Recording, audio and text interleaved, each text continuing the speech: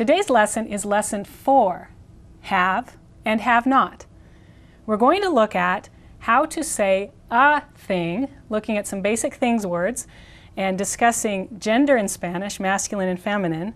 And then we're going to talk about the verb have. I have, you have, do you have, I don't have, and so forth. So first let's look at the basic things we've talked about in lessons 1, 2, and 3 and how you say a thing. In Spanish, nouns have gender, either masculine or feminine. Most of the nouns that end in O, for example, libro, which means book, are masculine. To say a book, you use the same word as one book, based on the word uno, which is how you say one if you're counting, uno, dos, tres. If you're counting an object that's masculine, you say un libro, which means one book or a book. Un libro.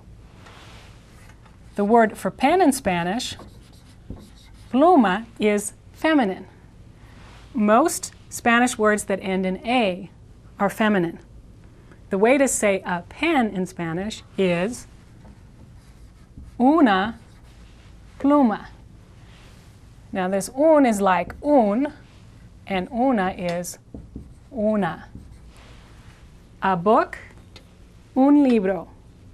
A pen, una pluma.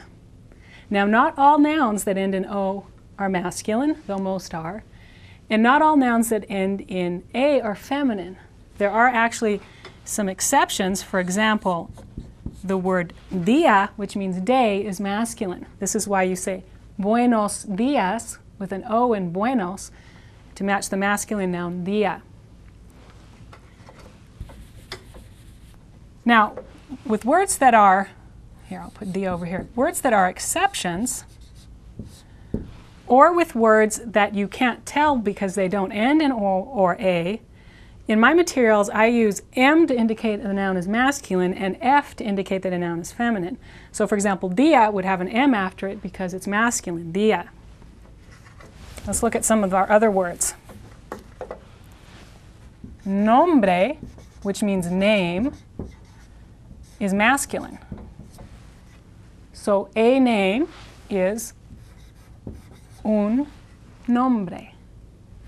The word number ends in O and it's regular, so I don't mark those if they follow the pattern. Número, un número. Dirección, which means address.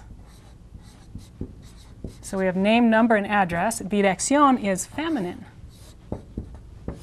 So an address is una dirección.